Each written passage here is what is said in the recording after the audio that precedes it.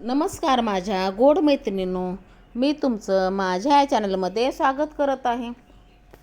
Video थोडाही skip न करता पहा, कारण त्यामध्ये छोट्या छोट्या टिप्स दिल्या आहेत. आज आपण व्हाईट सॉस पास्ता बनवणार आहोत. त्यासाठी मॅक्रोनीमध्ये मीठ टाकून मॅक्रोनी शिजवायला ठेवूया. मॅक्रोनी 80% कुक झाली की ती चाळणीमध्ये काढून घेऊया आणि त्यामध्ये थोडंसं तेल टाकून ते बाजूला काढून ठेवूया. आता आपण फोडणीची तयारी करूया. फोडणीसाठी तेलामध्ये थोडंसं बटर टाकून त्यावरती 2 चमचे मैदा टाकून घ्या आणि तो गोल्डन ब्राऊन होईपर्यंत शिजवून घ्या. मैदा गोल्डन ब्राऊन झाला की त्यामध्ये आपण कापून घेतलेला बटाटा टाकून घ्यायचा आणि तो हाफ कुक होईपर्यंत शिजवून घ्यायचं.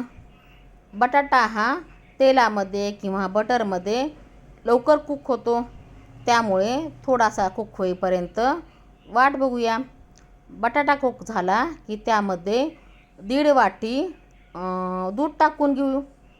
दूध टाकल्यानंतर ते थोडंसं ढवळून घ्या आणि त्यामध्ये 1 चमचा मेयोनीज टाकून घ्या आणि ते मेयोनीज एकजीव झालं की त्यामध्ये आपण शिजवून घेतलेला पास्ता टाकून घ्या आणि पास्ता आणि हे सॉस थोडंसं घट्ट होत आलं की त्यामध्ये आपण बटर 1 क्यूब किसून घ्या किंवा मी जसं बारीक छोटंसं करून टाकलं आहे त्या पद्धतीनं टाकून घ्या आणि ते छान एकजीव करून घ्या.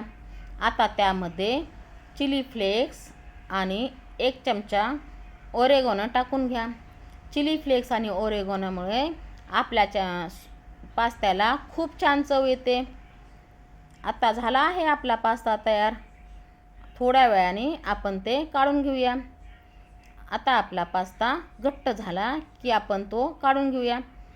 पास्ता काढल्यानंतर त्यावरती बारीक चिरलेली कोथिंबीर टाकून ते छान सजावट करून घेऊया. छान झाला आहे ना पास्ता. चला करा. पास्ता आवडला असेल तर लाईक, शेअर, सबस्क्राईब करा. बाय.